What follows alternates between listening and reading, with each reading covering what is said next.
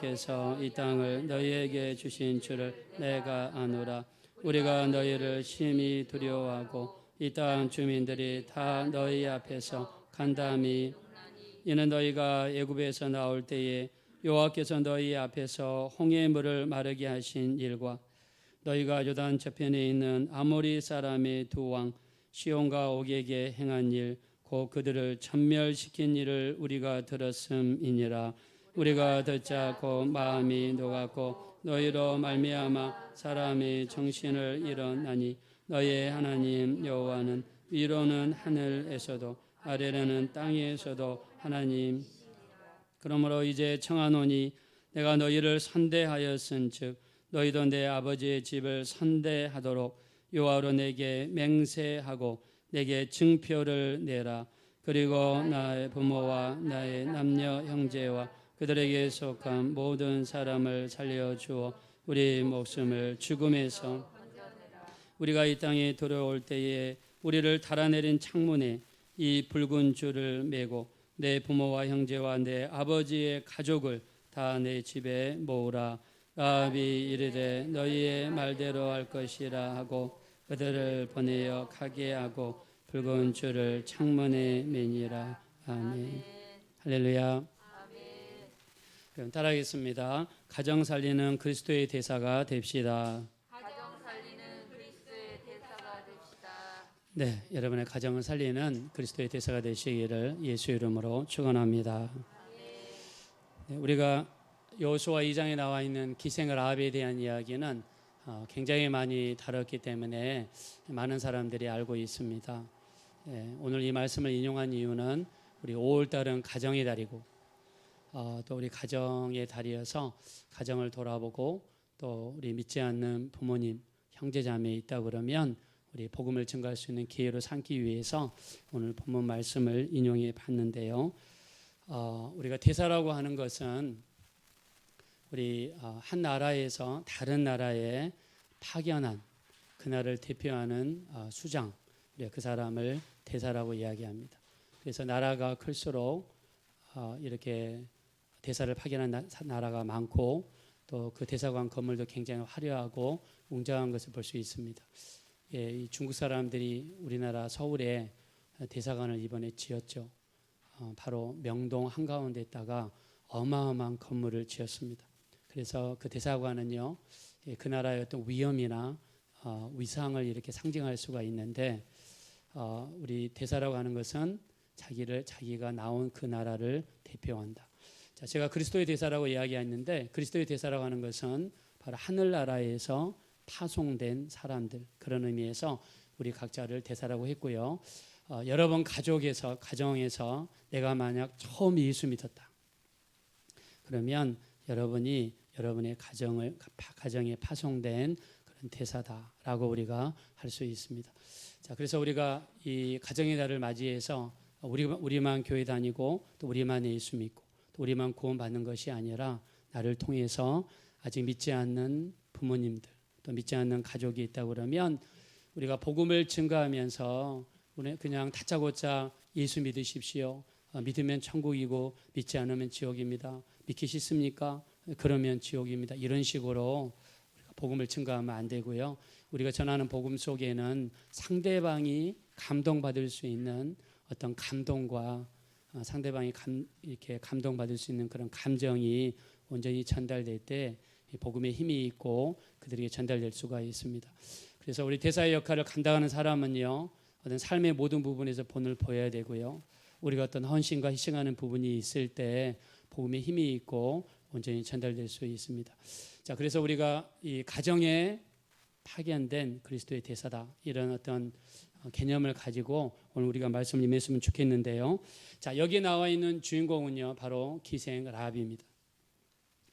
우리가 기생하면 옛날에 남자들에게 술을 대접하고 또 이렇게 그런 가운데서도 또 안 좋은 일들이 발생할 수도 있고, 그래서 기생이다 그러면 지금도 마찬가지고 옛날에도 마찬가지지만 사람들이 지탄의 대상이 되고 또 손가락질을 받을 수 있는 별로 좋은 직업이 아닙니다.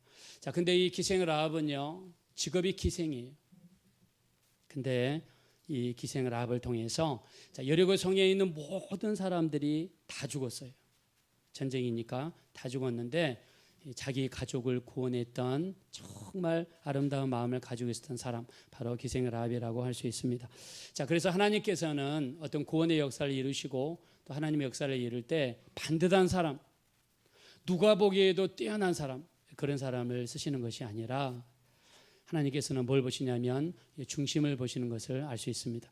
그래서 우리 베드로전서 1장 17절에 보면 하나님을 표현할 때 외모로 보시지 않고 사람의 행위로 심판하시는 이라고 성경에서 표현했습니다.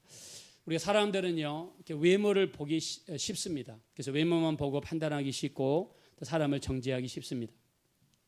사무엘 선지자도 그랬어요. 사무엘 선지자도 사울 왕을 하나님께서 폐하시고 두 번째 이스라엘의 왕을 세운다는 이야기를 하나님으로부터 들었습니다. 그래서 바로 이새의 집에 파견이 되죠. 이새의 집에 갔을 때 제일 먼저 만났던 사람이 누구였습니까? 그 집의 장남이었습니다. 장남이 키가 크고 얼굴도 잘생기고 겉으로 보기에 너무너무 훌륭한 외모를 가지고 있었어요. 그래서 사무엘 선지자가 이렇게 이야기하죠. 하나님이 기름 부실 자가 여기 있습니다. 차기 두 번째 왕으로 될 사람이 바로 이 사람이군요. 그러면서 엘리압을 지칭했어요. 그때 하나님께서 뭐라고 합니까? 그의 용모와 신장을 보지 말라. 나는 이미 그를 버려놓으라. 내가 보는 것은 사람들이 보는 것과 같이 아니하니 사람들은 외모를 보거니와 나는 중심을 보느니라고 사무엘상 16장 7절에 이렇게 말씀했어요. 그래서 사람들이 보는 것과 하나님이 보시는 것은 달라요. 하나님은 뭘 보시냐면 중심을 보시는 줄로 믿습니다.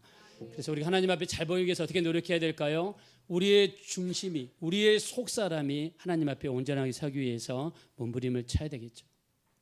우리 사도 바울도 내가 범사의 양심을 따라 하나님을 섬겼다라고 이렇게 이야기했는데, 내가 하나님을 섬길 때 정말 하나님 앞에서 내가 최선을 다하고 있는가?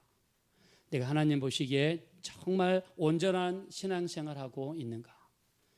하나님이 나를 보실 때 정말 내가 인정할 만한 온전한 믿음 생활을 감당하고 있는가? 항상 우리 자신을 점검할 필요가 있습니다. 자, 우리가 예수 안에서요, 믿음의 종류가 보통 세 가지 종류가 있습니다. 우리가 믿지 않는 사람들을 제외하고 예수를 믿는 사람들 중에서 보통 세 가지 종류가 있는데, 첫째는요, 우리 주님을 따르다가 예수를 믿다가 열심히 교회를 다니다가 내 머리로 이해가 안 된다고 교회를 떠나는 사람들이 있어요. 자, 이런 사람들은요, 신앙생활을 하면서 머리로 예수를 믿으려고 하는 사람들입니다. 우리가 요한복음 6장 53절에 보면 예수님께 이렇게 이야기하시죠. 내가 진실로 진실로 너희에게 이르노니 인자의 살을 먹고 인자의 피를 마시지 아니하면 너희 속에 생명이 없느니라. 내 살을 먹고 내 피를 마시는 자는 영생을 가졌고 마지막 날에 내가 그를 다시 살리리니 내 살은 참된 양식이요 내 피는 참된 음료로다라고 주님이 말씀했어요. 아니, 예수님이 하시는 말씀을 들으니까 어떻게 살을 먹을 수 있습니까? 어떻게 예수님의 피를 마실 수 있습니까? 머리가 이해가 되지 않습니다. 그래서 제자들이 뭐라고 이야기하냐면 이 말은 어렵도다. 누가 믿을 수 있느냐? 이 말은 참으로 어렵도다. 이 말은 너무너무 어렵도다라고 하면서 예수님의 말씀을 어렵게 받아들였어요. 결과는 어땠습니까? 예수님을 따르다가 예수님을 버리고 세상으로 돌아갔습니다. 우리가 교회 다니면서 하나님의 수많은 말씀을 듣습니다. 근데 우리가 말씀을 들을 때 우리가 머리로 이해하고 들으려고 그러면 이해될 수 있는 그런 구절이 별로 없어요. 하나님이 천지를 만드셨다고. 아니, 학교 다닐 때는 진화론을 이야기했는데 어떻게 천지를 만드셨지? 머리로 이해하려고 그러면요, 이해가 잘 되지 않습니다. 그래서 하나님의 말씀은 어떻게 받아들여야 되냐면 우리가 이해가 되지 않더라도 마음의 문을 열고 우리가 믿음으로 받아들이려고 할 때 나중에 하나님께서 그 말씀을 체험하고 경험할 수 있는 기회를 반드시 우리에게 허락해 주실 줄로 믿습니다. 반드시 허락해 주십니다. 첫째는요, 하나님의 말씀을 머리로 풀어보려고 하다가, 머리로 이해하려고 하다가 하나님을 떠나는 그런 무리가 있습니다. 두 번째는요, 예수님과 오랫동안 같이 살았고 오랫동안 신앙생활을 했고 열심히 교회를 다녔다가 나중에 믿어지지 않는 사건이 발생했을 때 그걸 의심하는 그런 일들이 있습니다. 대표적인 사람이 누굽니까? 도마죠. 자, 도마는 예수님의 12제자로 뽑힐 정도로 믿음이 좋았고 또 심성도 좋았습니다. 근데 예수님이 죽으시고 3일 만에 부활했다는 이야기를 들을 때 거기에서 딱 넘어졌어요. 우리가 전도하다 보면 예수님의 부활을 이야기하면 믿지 않는 사람들이 의외로 많습니다. 어떻게 죽은 사람이 살아나냐고, 그게 말이 되냐고, 거기에서 걸리는 사람들이 굉장히 많아요. 도마도 예수님을 3년 동안 따라다녔어요. 한소대에서 밥을 먹었습니다. 예수님이 하시는 수많은 이적과 기사의 표적을 봤어요. 그럼에도 불구하고 부활해서 딱 걸려가지고 거기서 넘어졌어요. 그는 이렇게 이야기하죠. 요한복음 20장 25절에 보면 내가 이 손가락을 내밀어 예수님의 손에 넣어보고 내 손을 내밀어 예수님의 옆구리에 넣어보지 않고는 믿지 아니하겠노라. 여러분 무슨 말이죠? 내 이 손가락으로 예수님의 손에 넣어보지 않고는 믿지 않겠다. 예수님께서 어떻게 들으셨는지 예수님이 벽을 통해서 나타났습니다. 그리고 주님께서 도마에게 말씀하시죠. 네 손가락을 내밀어 내 손을 보고 네 손을 내밀어 내 옆구리에 넣어보라. 그리고 믿음 없는 자가 되지 말고 믿는 자가 되라고 말씀하십니다. 도마는 믿지를 못했어요. 도마는 부활하신 주님을 자기 눈으로 그 앞에서 보고 나서 그때서야 그 자리에서 무릎을 꿇습니다. 그리고 고백합니다. 주는 나의 주님이시요 나의 하나님이십니다. My Lord, my God 하면서 나의 주님이시요 나의 하나님이십니다 라고 거기서 엎어져서 깨닫고 다시 믿음을 회복한 다음에 인도에까지 가서 복음을 증거하다가 목숨 걸고 순교하는 그런 사람이 되었습니다. 자, 우리가 예수님을 오랫동안 따라다녀도 어떤 사건이 발생했을 때 또는 부활 때문에 넘어지는 사람들이 있어요. 근데 오늘 나와 있는 이 기생 라합의 믿음이 얼마나 대단한 믿음이냐. 여러분 술집을 운영하니까 어떻게 했어요? 사람들이 많이 오며 가겠죠. 그리고 그중에서 듣는 말들이 굉장히 많겠죠. 한 번은 들어보니까 이스라엘이 애굽에서 나왔는데 하나님이 홍해를 가르셨다고 하더라. 그리고 홍해의 물이 말랐다고 하더라. 홍해를 가렸다는 이야기를 듣고 이 기생라합의 마음이 성경에서 녹았다고 그랬습니다. 이 기생라합은요 자기 눈으로 홍해가 갈라진 걸 본 적이 없어요. 이스라엘 백성들과 함께 예배를 같이 드린 적도 없습니다. 설교를 들은 적도 없어요. 근데 들어보니까 하나님이라는 분이 계신데 그분이 세상에 홍해를 갈랐다고 하더라. 유튜브에 들어가면 여러분 그 어떤 분이 그 홍해를 갈랐다는 그 부분의 지하에 그 바다 밑에 가가지고 찍은 장면이 나와 있죠. 거기 보니까 마차 바퀴도 있고 이렇게 마차도 보이고 막 그 굉장히 많이 보이더라고요. 그냥 홍해를 갈랐다는 말만 듣고 이 기생 라합은요 마음이 녹았다고 그랬어요. 그리고 아모리 사람의 두 왕 하나님께서 이 이스라엘과 전쟁이 붙었는데 그 사람들을 전멸시켰다는 이야기를 들었습니다. 옛날에는요 전쟁이 일어나면요 이긴 나라가 진 나라를 그냥 초토화시켰습니다. 남녀노소 어린아이까지 다 죽였어요. 그게 옛날의 전쟁이었어요. 그게 그렇게 무서운 전쟁이었습니다.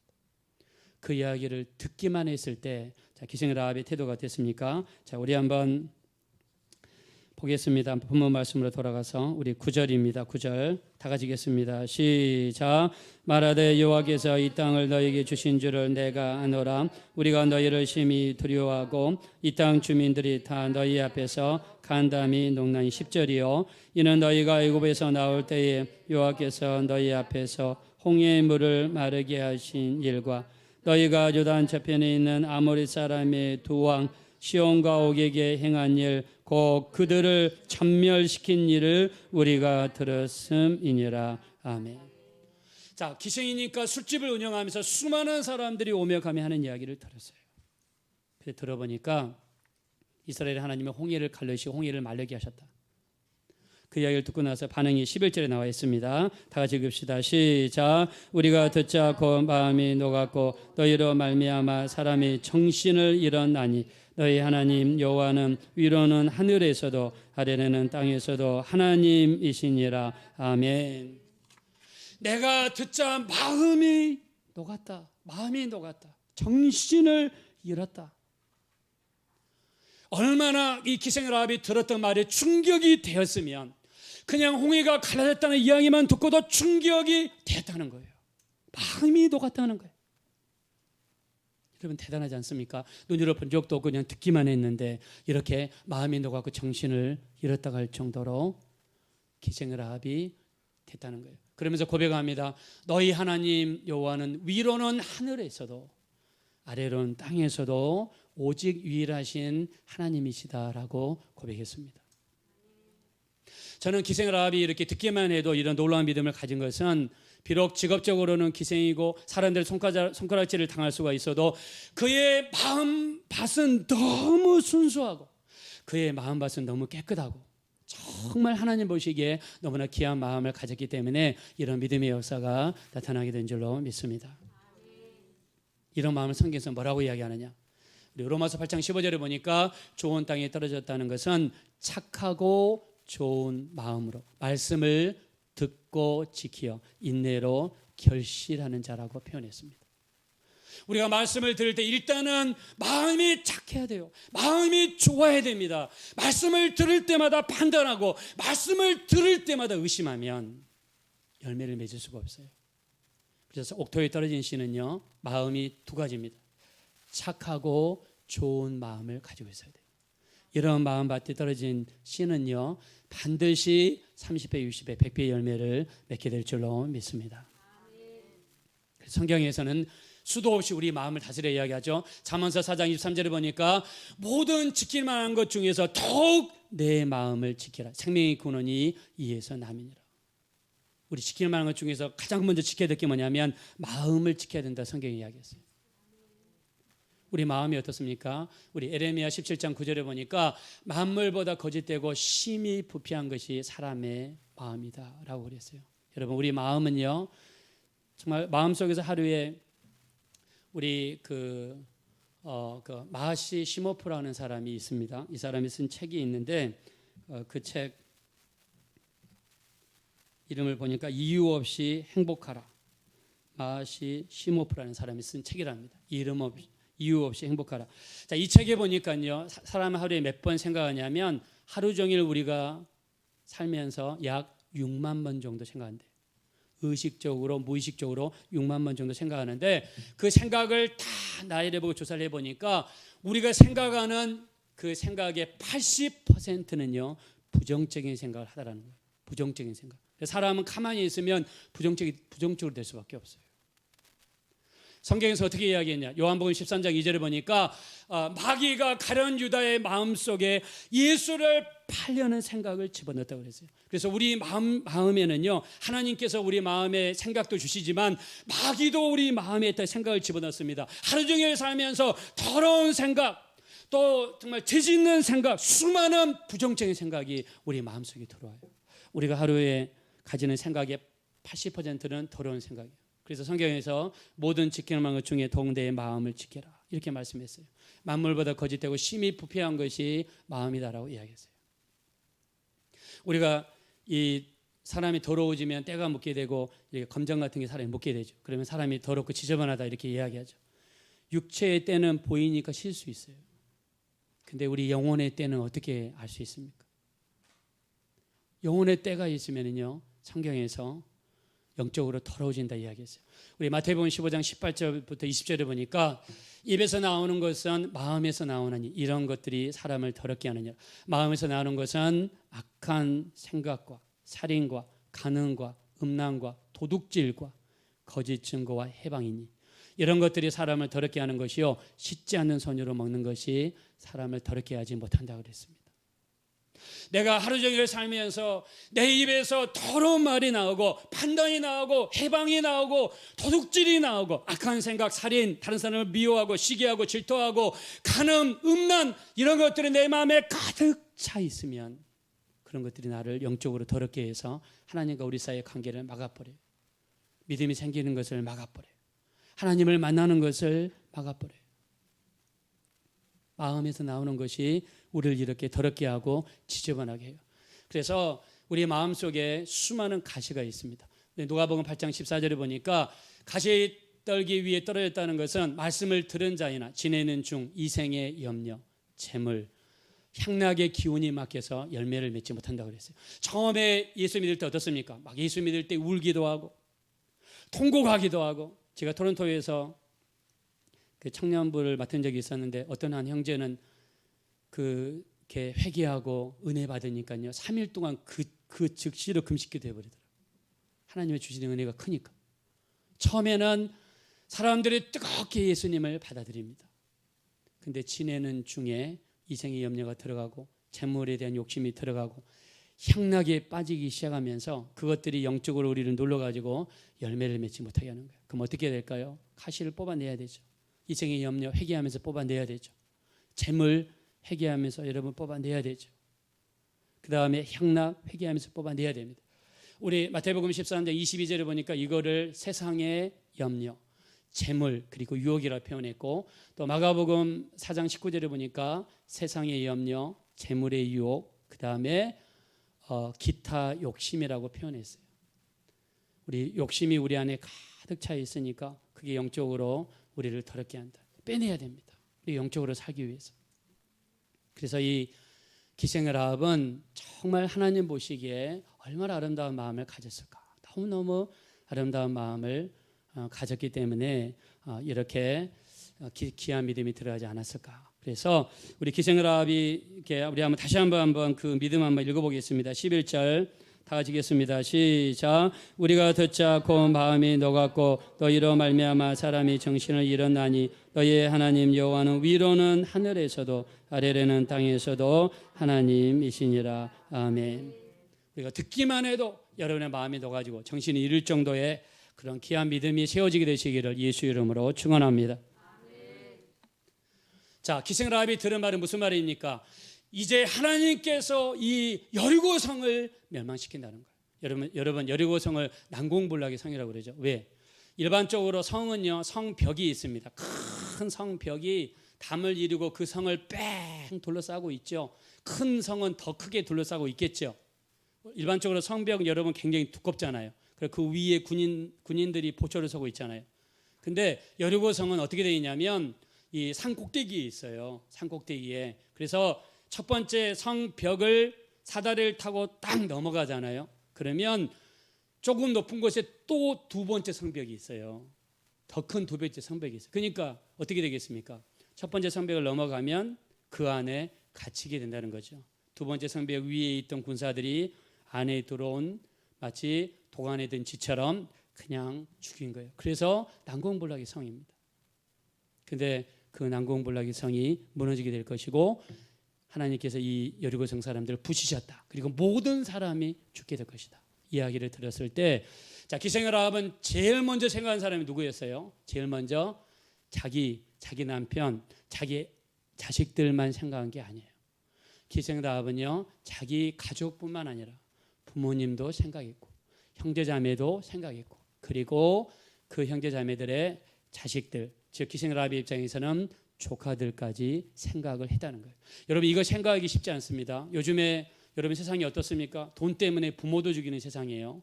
돈 때문에 형제자매도 죽이는 그런 세상입니다. 무서운 세상입니다. 자, 근데 이런 기생라합의 마음속에 어차피 여리고성이 멸망하고 다 죽을 거면 내가 내 가족을 살려야 되겠다. 내 가족을 살려야 되겠다. 이런 마음을 갖게 됐다는 거죠. 자, 우리 한번 보겠습니다. 자, 우리 13절 보겠습니다. 13절 다 같이 읽겠습니다. 시작. 그리고 나의 부모와 나의 남녀 형제와 그들에게 속한 모든 사람을 살려내어 우리 목숨을 죽음에서 건져내라. 아멘. 자, 이 성이 멸망하고 이 전쟁에서 집권한 걸 알았어요. 그래서 가장 먼저 생각한 것은 부모님을 생각하고 형제자매를 생각하고 그들에서 태어난 조카들을 생각했습니다. 자, 그리고 내가 이들을 우리 집으로 모을 것이다.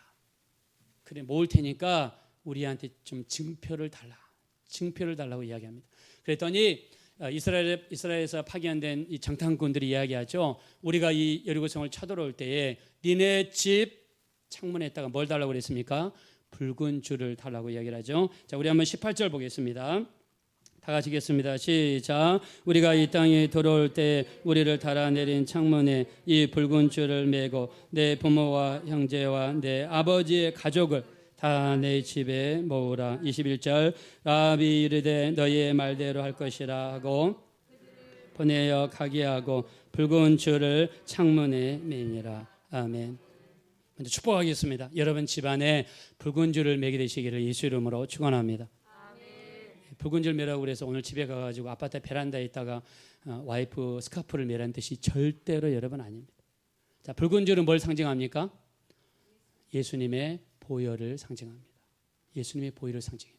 자, 우리가 지난 시간에 이야기했습니다. 자, 출애굽할 때 이스라엘 백성들이 자기 집 출입구 문 좌우설주와 임방에 뭘 발랐습니까?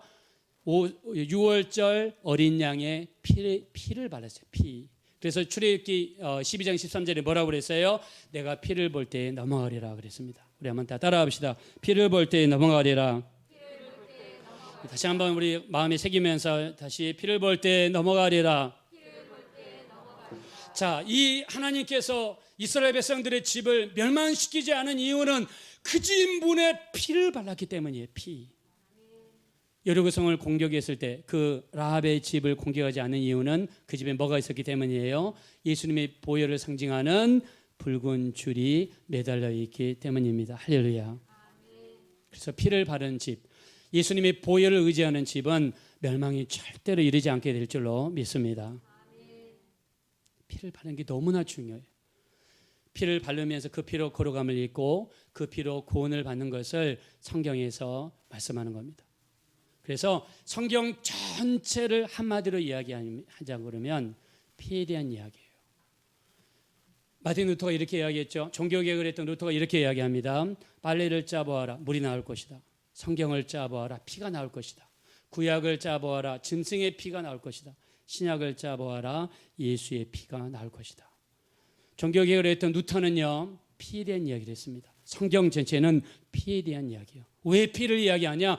우리의 죄가 용서받을 수 있는 유일한 방법은요, 예수님이 흘리신, 십자가에서 흘리신 그 보혈만이 우리의 죄를 용서할 수 있고, 그 보혈을 힘입어 우리가 제사함 받고 구원받고, 우리가 제사함 받음으로 말미암아 기도응답 받고, 제사함 받음으로 말미암아 구원의 역사가 반드시 우리에게 이루어지게 될 줄로 믿습니다. 그럼 이렇게 이야기합니다. 아니 목사님 왜 설교 때마다 피에 대한 이야기를 많이 합니까? 징그럽게. 또 피는 약간 좀 거부감이 드는데 왜 자꾸 피에 대한 이야기를 많이 합니까? 저도 처음 예수 믿었을 때 교회 가니까 보혈, 피에 대한 이야기를 많이 하더라고요. 근데 여러분 거부감이 들더라도 해야 됩니다. 왜? 하나님 앞에 나가는 자는요 반드시 의지해야 되는 게 있어요. 그게 뭐냐면 예수님이 십자가에 흘리신 보혈을 의지하지 않고는 절대로 하나님을 만날 수가 없습니다. 예수님이 흘리신 보혈을 의지하지 않고는 만날 수가 없어요. 자, 왜 우리가 피를 의지해야 되는가? 여러분, 하나님은 거룩하신 분이기 때문에 거룩하지 않고는 하나님을 만날 수가 없어요. 우리 베드로전서 1장 15절부터 16절에 이야기합니다. 오직 너희를 부르신 거룩한 이처럼 너희는 모든 행실에 거룩하라. 하나님께서 이르시기를 내가 거룩하니 너희도 거룩할지어다. 자, 우리 한번 따라합시다. 내가 거룩하니 너희도 거룩할지어다. 이 말씀이 여러분에게 레마가 되시기를 예수 이름으로 축원합니다. 하나님은 거룩하신 하나님이에요. 하나님을 만날 수 있는 방법은 거룩한 사람만이 하나님 만날 수 있어요. 그래서 여러분 모세가 하나님의 부르심을 받을 때 어디서 부르심 받았죠? 나무는 나무인데 불이 타긴 탔는데 타지 않는 무슨 나무입니까? 성경에서 떨기 나무지요. 출애굽기 3장 5절에 나와 있습니다. 하나님께서 모세를 부르시고 뭐라고 말씀하십니까? 네가 선 땅은 거룩하니 내 발에서 신을 벗어라 그랬어요. 하나님이 서신 곳은 거룩한 곳이에요. 더러운 오물을 묻히고 다니는 신발을 신고 설 수가 없어요. 그 다음에 우리 여호수아도 하나님 앞에 서죠. 우리 여호수아 5장 15절에 보니까 하나님 앞에 선 여호수아에게 뭐라고 말씀하십니까? 내 발에서 신을 벗어라. 내가 선 땅은 거룩하니라. 하나님의 서 있는 하나님이 계신 곳은 거룩하기 때문에 거룩한 사람만이 하나님을 만날 수 있어요. 그래서 구약은 예수님의 보혈이 없잖아요. 그래서 어떻게 했습니까? 여러분 가장 우리가 성막에서 가장 거룩한 곳, 그리고 대제사장만이 1년에 딱 하루 들어갈 수 있는 곳, 그것이 어디죠? 지성소예요. 이 정도는 여러분 아셔야 됩니다. 자, 지성소는요 하나님이 계신 곳이에요. 그리고 아무나 못 들어갑니다. 대제사장만이 1년에 딱 언제 들어가느냐? 이스라엘의 음력으로 7월 10일. 7월 10일이 대속죄일인데 이날만 딱 하루 들어갈 수 있는 날이에요. 지성소. 근데 만약에 그냥 일반 제사장이 들어가면 죽어요. 일반 성도가 여기 지성소 들어가면 죽어요. 아무나 못 들어가요. 대제사장도 그냥 들어가면 죽어요. 반드시 뭐를 가지고 가야 되냐면 자기 죄를 위해서, 자기 가족의 죄를 위해서 그냥 염소가 아니고 양도 아니고 숫송아지를 잡아야 돼요. 여러분, 구약에서 부자는요 송아지를 잡습니다. 중산층은 양이나 염소를 잡습니다. 가난한 사람은 비둘기 피를 흘리면서 하나님께 나갔습니다. 자, 근데 하나님께서 대제사장에게 요구하신 피는 뭐냐면 숫송아지예요. 비싼 피를 요구하셨어요. 대제사장이 죄 용서 받는 것을 가볍게 받지 말라는 뜻이에요. 대제사장이 들어가는 지성소, 하나님을 뵙는 지성소는 엄청난 대가를 지불하고 들어가는 거예요. 그 엄청난 대가가 신약에 와서는 뭡니까? 우리에게 보내주신 바로 예수 그리스도, 하나님의 아들이 십자가에서 흘리신 그 피는 이렇게 어마어마한 대가를 지불하신, 우리를 깨끗하게 하신 거룩한 예수님의 보혈이 되는 줄로 믿습니다. 대제사장이 지성소에 들어갈 때 무슨 피를 의지하냐고요? 숫송아지. 숫송아지의 피를 의지해서 지성소에 들어갑니다. 자, 왜 이렇게 피를 흘려야 되냐면 이렇게 만약 숫송아지의 피를 흘리지 않고 들어가면 죽어요. 왜? 하나님은 거룩하시고 죄를 가지고는 하나님을 만날 수가 없어요. 그래서 신약에서 우리 믿는 사람에게 어떻게 요구하느냐? 우리 히브리서 10장 19절입니다. 그러므로 형제들아, 우리가 예수의 피를 힘입어 성소에 들어갈 담력을 얻었나니 이 길은 우리를 위하여 휘장 가운데로 열어놓으신 새로운 살 길이요 휘장은 그의 육체니라 그랬습니다.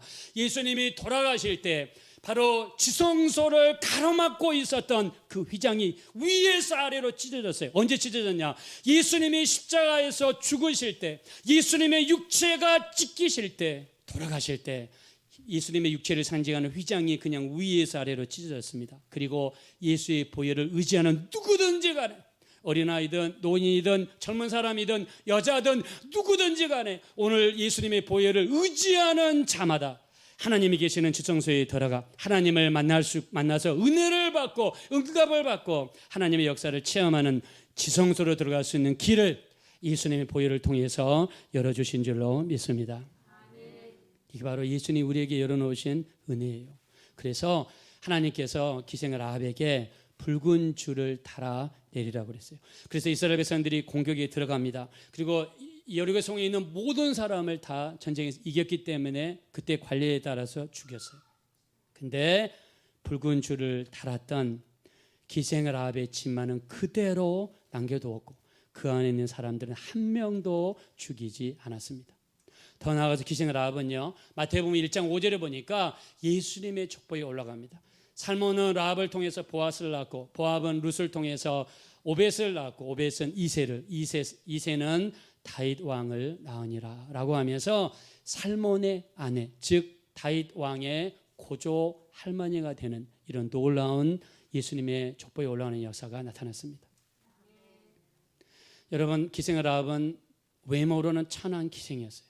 그러나 그 마음속에는 가족을 사랑하고 부모님을 사랑하고 형제자매를 사랑하고 조카들을 사랑했던 뜨거운 마음을 가지고 있었던 여자가 기생 라합이었습니다. 하나님께서 이 여리고성의 사건을 통해서 우리에게 보여주시는 것은 너만 교회 다니면 안 돼. 너만 예수 믿고 천국 가면 안 돼. 너만 잘 먹고 잘 살려고? 안 돼. 우리 십자가를 보세요. 세로, 하나님과 우리 사이의 관계를 상징하는 세로도 있지만 옆 사람과의 관계를 상징하는 가로 십자가도 있습니다. 우리가 5월달은 가정의 달이에요. 교회 다니면서 믿지 않는 부모님들이 계시고 믿지 않는 형제자매가 있는데 나만 여러분 교회 다니면서 나만 호의호식 하면은 그는 반절만 예수 믿는 거예요. 기생 라합이 가슴이 뜨겁고 마음이 따뜻했던 이 여자는요, 부모님을 생각하고 형제자매를 생각했습니다. 이게 하나님 보시기에 너무 아름다운 마음이에요. 여러분, 최수동 목사님 혹시 들어보셨어요? 다리가 2개가 없어요. 최수동 목사님. 근데 이분은요, 두 다리 복음 선교회라는 선교단체를 만들어서 병원을 돌아다니면서 전도를 합니다. 왜냐 자기가 다리가 없으니까 이 병으로 고생하고 팔이 잘려나가고 다리가 잘려나간 그런 분들을 위로하면서 복음을 증거해요. 이분 이름이 최수동 목사님이에요. 지금은 나이가 많이 드셨는데 이분이 옛날에 전도를 받고 또 복음을 많이 들었지만 교회를 다니지 않는 분입니다. 동네에서 교회를 몇 번 간 적이 있지만 그대로 교회를 안 다녔던 분이에요. 너무나 가난해서 해병대에 들어갔습니다. 해병대에 들어갔다가 월남으로 파병이 되어서 돈 벌기 위해서 월남까지 파병이 돼서 갔습니다. 월남에서 돈을 번 돈으로 한국에 돌아와서 사업을 시작했어요. 그래서 13년 동안 사업을 잘했습니다. 근데 우리나라는요, 사업을 하면 돈을 그냥 물건을 떼어올 때 그냥 외상으로 막 사람들이 뛰어가죠. 근데 나중에 어떻게 합니까? 안 갚은 사람들이 많잖아요. 요즘에 그 건설하는 것도 그러더라고요. 먼저 건설하고 나서 그 다음에 돈을 안 줘요. 그래서 이분이 13년 만에 사업이 망했어요. 그래서 이분이 돈 벌기 위해서 이제 아내가 있고 사랑하는 자녀들이 있어서 이들을 뒷바라지해야 되고 또 교육비도 벌기 위해서 어디를 갔냐면 1983년도에 사우디 중동 현장으로 갔습니다. 돈 벌기 위해서. 그때 사우디에 간 사람들이 우리나라에서 번 돈의 한 3배 내지 5배 정도를 벌었다고 그래요. 그래서 많은 한국 남자들이 가족을 위해서 중동으로 파견이 됐습니다. 중동에서 열심히 일을 하는데 앞에 있는 중장비가 자기가 있는 것을 모르고 밑으로 내려쳤는데 자기 두 다리를 내려친 거예요. 그래서 그 자리에서 두 다리가 잘렸습니다. 그 자리에서. 근데 거기는 사막 한가운데고 병원은 너무 멀리 있어요. 피는 너무 많이 나옵니다. 근데 정신이 혼미해지면서 이 사람이 불현듯 내가 죽어가고 있는 것을 본능적으로 느꼈어요. 근데 전도를 여러분 받은 것이 있잖아요. 여러분 우리가 전도하는 게 굉장히 중요합니다. 이 세상 사람들이 평상시에 예수 믿지 않다가도 어려운 순간이 생기면 꼭 하나님을 찾는 분들이 있어요. 그래서 우리가 꼭 전도를 해야 될 줄로 믿습니다. 죽어가면서 이분이 하나님을 찾은 거예요. 교회를 다녀서가 아니라 그냥 찾는 거예요. 본능적으로. 하나님 살려주세요. 병원은 멀고 피는 많이 나고 지금 정신을 잃어가고 있습니다. 한국에 제 아내와 제 자녀들이 있습니다. 제가 죽으면 그 사람들 어떻게 지원합니까? 하나님 나 좀 살려주세요. 나 좀 살려주세요. 그 자리 죽은 현장에서 여러분 눈치코치 없이 그냥 소리 지르면서 하나님을 찾은 거예요. 근데 누워서 딱 눈을 떴는데 그 앞에 누가 서 계시냐면 예수님이 인자하신 모습으로 자기를 바라보고 계시더래요. 할렐루야. 예수님을 만난 거예요. 그 앞에서. 주님께 손을 내미시면서 두려워하지 말라, 놀라지 말라. 내가 너를 구원하리라. 너는 평안할지어다. 예수님께서 말씀하시는데 그 순간 그 예수님을 만나는 순간에 갑자기 통증이 사라지면서 마음에 너무 큰 평강이 몰려오는 거예요. 그러면서 두 번째 장면이 딱 나타나는데 어떤 여자가 지옥에서 불구덩이 속에서 괴로움을 당하고 있는데 자세히 보니까 자기 동네에서 그렇게 칭찬받고 단정하고 품행이 단정한 여자로 소문난 옆집 아주머니인데 그 아주머니가 남편 몰래 사귄 남자와 지옥에서 고통당하는 모습을 하나님이 보여주신 거예요. 두 번째, 교회를 다니는데 이 성경책만 들고 교회에만 왔다 갔다 하는 사람, 진정성도 없고 정성도 없이 예배도 잘 드리지 않고 그 사람이 지옥에 와 있더라는 거예요.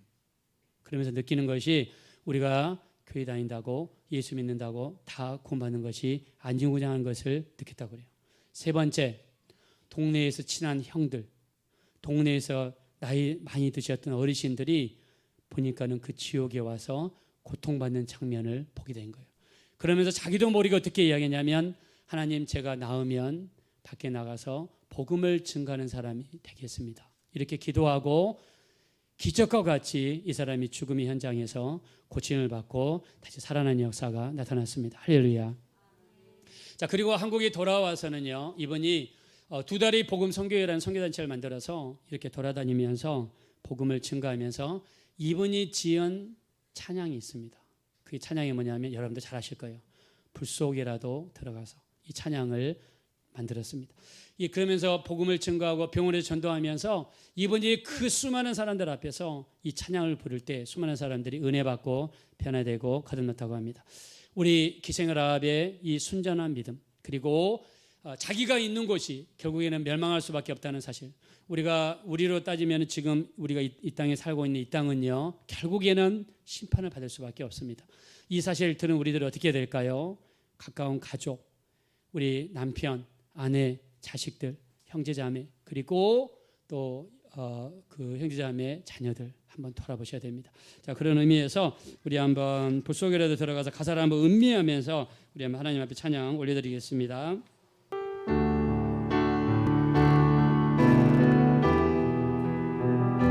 제약된 세상을 방황하다가 천국과 지옥도 모르며 우리는 살았습니다. 우리 진심으로 찬양합시다. 제약된 세상을 방황하다가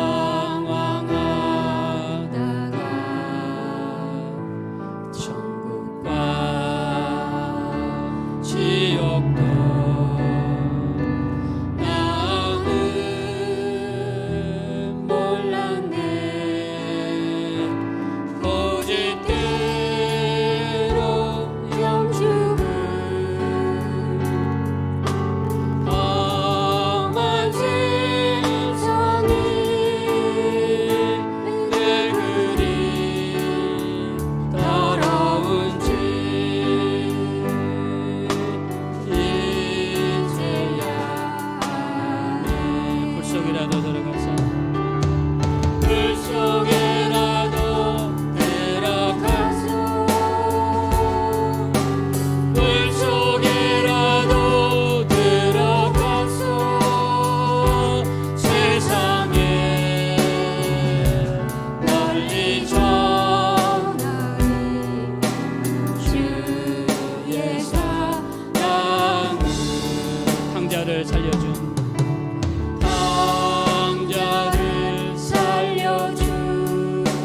주의 말씀에 주인의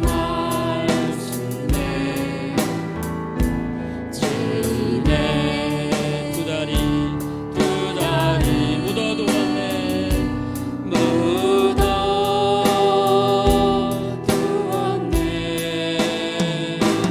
아들이여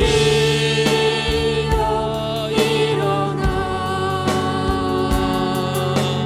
내 손을 잡고 남은 모든 영혼 바치려 하네. 바치라. 영혼권을 위하여 불 속이라도 들어가십시다. 불 속이라도 들어가서 불 속에라도 들어가서 세상에 널리 전하리 주의 사. 우리 가슴에 손 얹으시고 골고다 언덕길 오르신 예수, 골고다 언덕길 오르신 예수. 추수한 일꾼들 찾아 부르네. 추수한 일꾼들 찾아 부르네.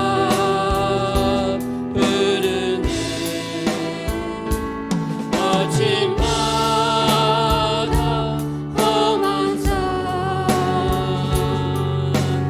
비가 맺혀도 십자가 내가 지고 끝내 이기. 가족권을 위하여 불 속에라도 들어갑시다. 불 속에라도 들어가서 불 속에라도 들어가서 세상에 널리 전하리 주의 사랑. 시간에 기도하실 때 나만 생각하고 내 가족만 생각했던 이기적인 나의 생각과 마음을 회개합니다. 이제는 우리 부모님도 생각하고 우리 형제자매도 생각하고 또 조카들도 생각해서 그들을 예수 믿을 수 있도록 그들을 주께로 인도할 수 있도록 내가 기도하게 도와주시고 또 온전하게 행동하게 도와주시고 그들을 온전히 인도할 수 있도록 우리를 도와주십시오. 우리 합심으로 간절히